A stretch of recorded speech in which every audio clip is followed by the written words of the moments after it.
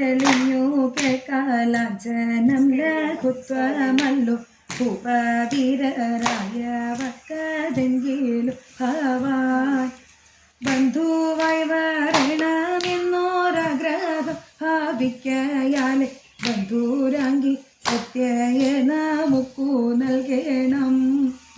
ഇത്തരം മൂരാരി വാക്കിനുത്തരം പറഞ്ഞു ഭൂവൻ സത്വരം പുറത്തു ചെന്നു കണ്ടു ഗോവൃഷം.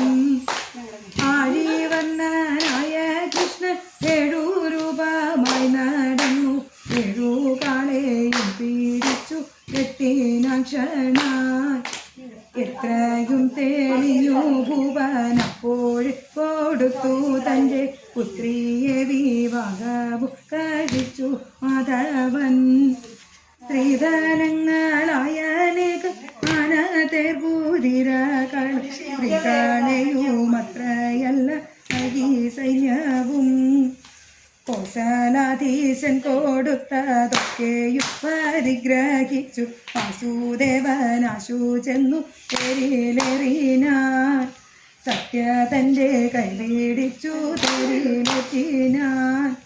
ദ്വാരകാപൂരിക്കു നേരെ സാരഥിരഥം നടത്തി ദ്വാരകയിൽ ചെന്നു കൃഷ്ണൻ സുഖിച്ചു വാണു. ദ്വാരകയിൽ ചെന്നു കൃഷ്ണൻ സുഖിച്ചു വാണു.